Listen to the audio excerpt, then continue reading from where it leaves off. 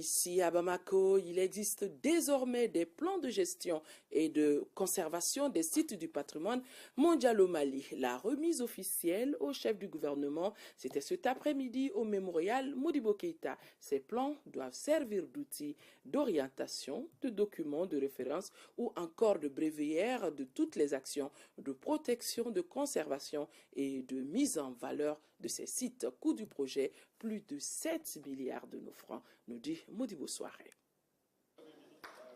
4 plans de gestion pour 4 sites concernés, à savoir les villes anciennes de Djéné, le bien culturel de Tombouctou, le site des falaises de Bandiagara et le tombeau des Askia. Des plans qui serviront de boussole d'outils de gestion et de planification de toutes les actions futures concernant la préservation et la conservation de ces patrimoines mondiaux. Comme vous le savez, de nombreuses occasions ces dernières années nous ont permis de nous réunir autour de nos acquis pour la sauvegarde du patrimoine culturel du Mali.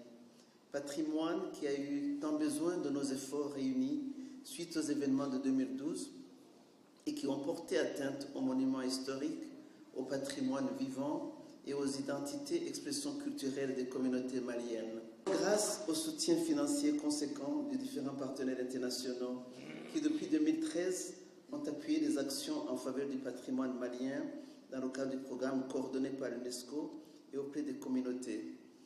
Tout l'appui apporté par le système des Nations Unies en faveur du patrimoine du Mali et tout l'appui apporté par l'Union européenne et tous les partenaires vise essentiellement les communautés, qu'il s'agisse des différents acteurs clés ou la population tout entière, car ce sont des identités culturelles et la cohésion sociale que nous assurons et valorisons à travers le sauvegarde du patrimoine.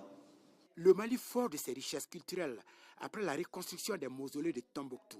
Voilà nos autorités et leurs partenaires sur un autre terrain, celui de la préservation des biens mondiaux.